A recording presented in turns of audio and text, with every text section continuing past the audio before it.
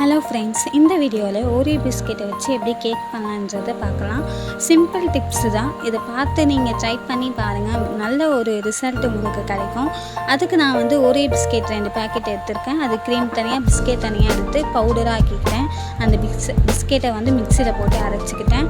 ஒரு பாத்திரத்தை எடுத்து அந்த பிஸ்கெட்டை நான் கொட்டிக்கிட்ட பிறகு மிக்ஸ் பண்ண பவுடரை இதில் கொட்டிட்டு நல்லா இது பண்ணி விட்டுட்டேன். அதுக்கப்புறம் கொக்கோ பவுடர் எடுத்து கொஞ்சோண்டு கொக்கோ பவுடர் போட்டுக்கிட்டேன். கொக்கோ பவுடர் இருந்தால் ரவுண்டு லைட்டாக போட்டுக்கோங்க, இல்லைன்னா விட்டுருங்க. இது அடிஷ்னல் தான்.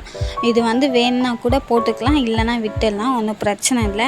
எனக்கு கொக்கோ பவுடர் போட்டோன்னே அது டபுள் கலராக ஒரு மாதிரி தெரிஞ்சனால நான் திரும்பி மிக்சியில் போட்டு அதை மிக்ஸ் பண்ணிவிட்டு பவுடர் ஆக்கிட்டு திரும்பி எடுத்து அந்த பாத்திரத்தில் கொட்டிட்டு காசின பால் ஆல்ரெடி நான் காசி வச்சுட்டேன். அது ஆறின பிறகு கொஞ்சம் கொஞ்சமாக ஊற்றி நல்லா பீட் பண்ணிகிட்டே இருந்தேன். நம்ம எவ்வளோ பீட் பண்ணுறோமோ அவ்வளோ நம்மளுக்கு கேக் நல்லா வரும். நம்ம பீட் பண்ணுறதுலேயும் அந்த மிக்சிங்லேயும் தான் இருக்குது. அதுக்கப்புறமேட்டுக்கா நான் 1 ஸ்பூன் சமையல் எண்ணெய், ஆயில் எண்ணெய், நம்ம வீட்டில் சமையலுக்கு யூஸ் பண்ணுற குழம்புக்கெலாம் யூஸ் பண்ணுவாங்கள்ல, அந்த ஆயில் எண்ணெய் 1 ஸ்பூன் ஊற்றிக்கிட்டேன். ஊற்றிட்டு நல்லா மிக்ஸ் பண்ணிவிட்டு திரும்பியும் நான் பால் ஊற்றி கொஞ்சம் கொஞ்சமாக ஆட் பண்ணி நல்லா பீட் பண்ணிட்டேன். பீட் பண்ணோன்னே இந்தமாரி உங்களுக்கு நல்லா வரும், நல்லா ஸ்மூத்தாக இந்த கேக் பேஸில் வந்துடணும்.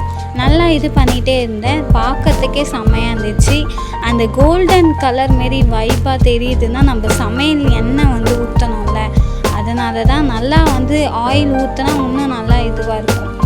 அதனால் நான் ஊற்றிக்கிட்டேன். நீங்கள் வேணும்னா ஊற்றிக்கோங்க, வேணான்னா கூட ஸ்கிப் பண்ணிக்கலாம்.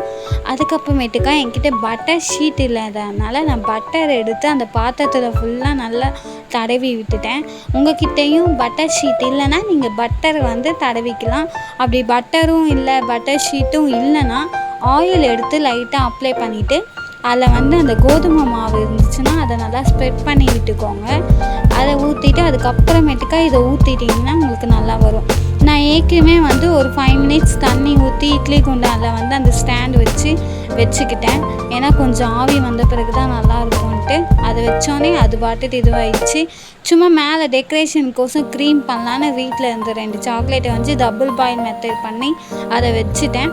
அது இதுவாகிறதுக்குள்ளே இங்கே கேக் இதுவானே அதை எடுத்து வெளியே வச்சுட்டு கொஞ்சம் நேரம் ஆறட்டும் விட்டுட்டேன். அதுக்கப்புறம் ஒயிட் க்ரீமும் பண்ணிக்கிட்டேன். ஒயிட் க்ரீம் நம்ம ஓரியோ பிஸ்கெட்லேருந்து அந்த ஒயிட் எடுத்து வச்சோம்ல, அந்த க்ரீம் தான் நான் போட்டு டபுள் பாயில் மெத்தட் பண்ணுறேன். இது ஆன பிறகு எடுத்து ஓப்பன் பண்ணி பார்த்தோன்னே சாஃப்டாக நல்லா இதுவாக இருந்துச்சு. ஓப்பன் பண்ணோன்னே அந்த வாசனையும் வாசனை நல்லா இருந்தது, சாஃப்டாக இருந்துச்சு.